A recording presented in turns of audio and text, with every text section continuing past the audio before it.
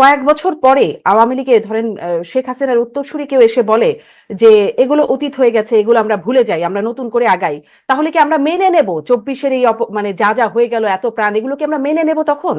আপনি 50 বছর পরে এসে এটা বলে দেখা যাবে?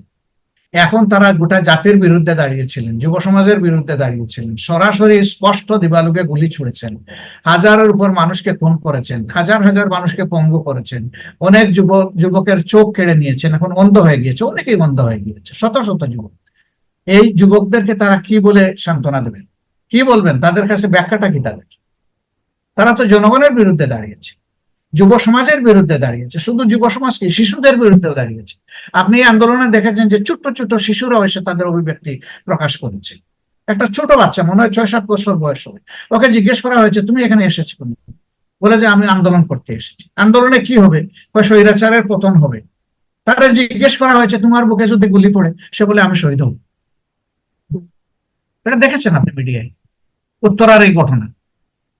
সেই ক্ষেত্রে তারা তো, আমি বলবো আবাল বৃদ্ধ বনিতা সবার বিরুদ্ধে দাঁড়িয়েছে, এবং তারাই বলুক কিভাবে তারা এই দেশে রাজনীতি করবে, আমরা বলবো কেন? তারা কি নৈতিক এবং সেখানে আসলে মানুষের আবেগের জায়গায় লেগেছে বলেই মানুষ এভাবে রাস্তায় নেমে এসেছে, বা আপনি যে ঘটনাটি বলছিলেন বুক পেতে দিয়েছে, তাদের আবেগের জায়গায় লেগেছে।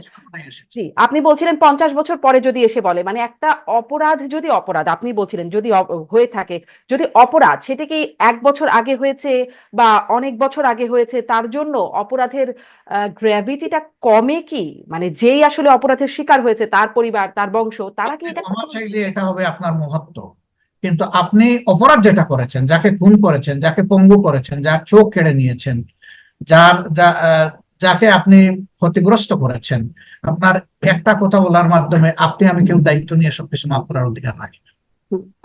সে নির্দিষ্ট ব্যক্তিটির তার ন্যায় বিচার পাওয়ার অধিকার আছে, এটা যত বছর পরে হোক, এখন হোক আর তখন হোক।